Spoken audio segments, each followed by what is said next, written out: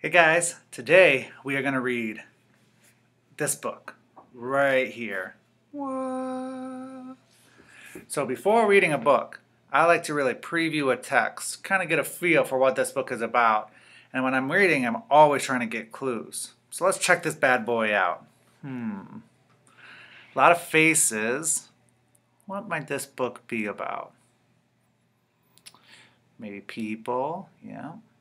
I notice a lot of faces. What do these kind of make you think about? Maybe like differences. Let's try to get a hint of where in the world these faces might be from. Seeing this dude. Seeing the heart. Maybe Mexico. Okay. This book right here is, bam! Oh! Frida. This is a biography of Frida Kahlo. She is like a rock star, okay? If you think of like an amazing person and an amazing painter, bam, that's Frida Kahlo, okay? She's from Mexico. So let's kind of do a picture walk and kind of get a feel for what this book's all about. Let's learn about Frida for a bit. What can we learn from her? Okay. Okay. Here she is. Notice one of the first pages is like family, so family must be important. Ooh, kind of got some magical side to her, imaginary.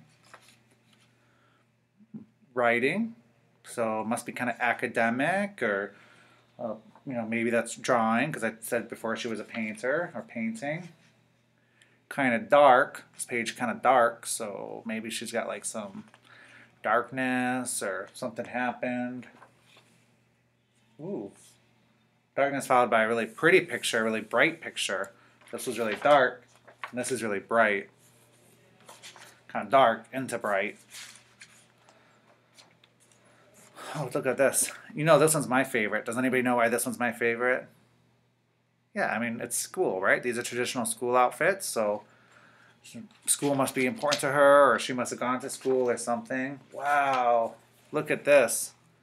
Some eruption. Something happened, right? But also kind of that imaginary, like surreal kind of feel.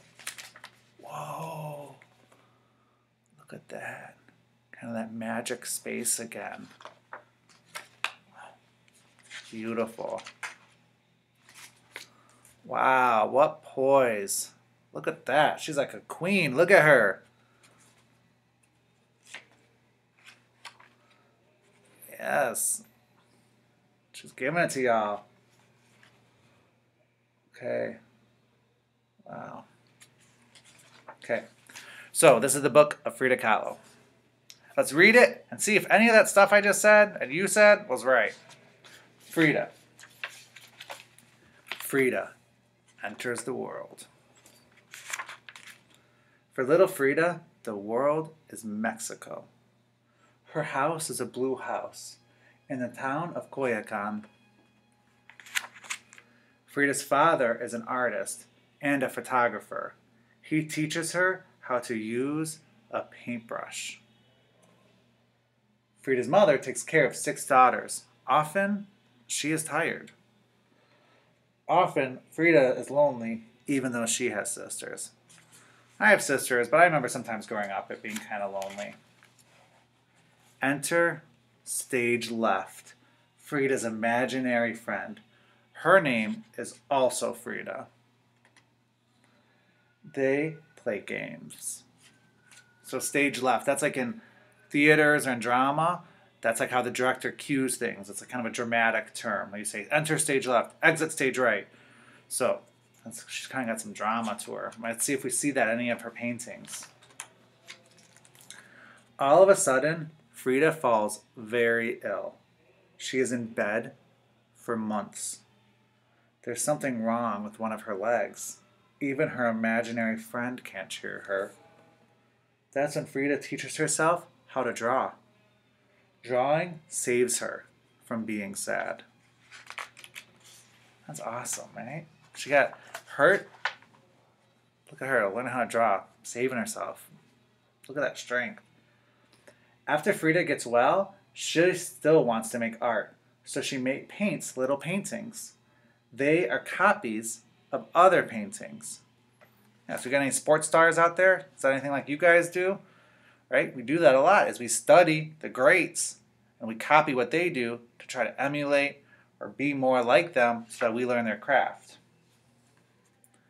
Painting onto photographs is what Frida's father does for a living. He teaches her how to do this too. That's really cool. She's learning the craft from her dad. That's even more cool. Frida also paints things she sees through a microscope. She loves looking at things very closely.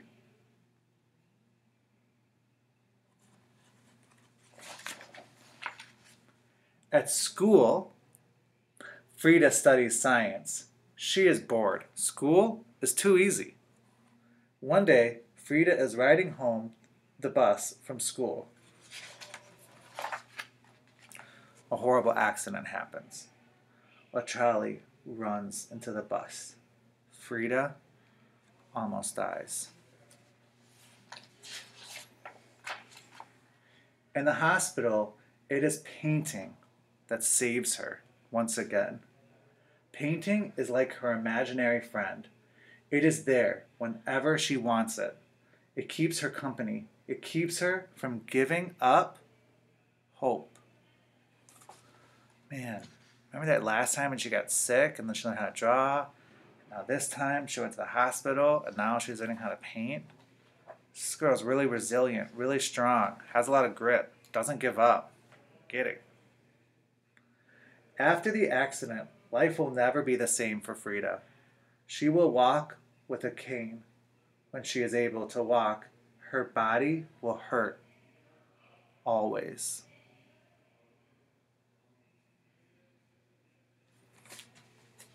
Such a beautiful painting. But Frida doesn't cry or complain.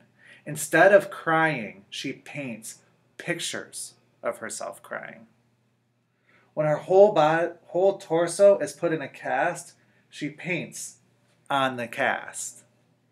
When she can't leave her bed, she paints in bed.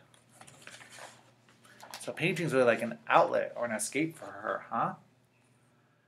Nothing can stop Frida from painting because she's so often alone, unable to leave her house, she has to use her imagination. She paints what she sees in her heart on top of what she sees with her eyes.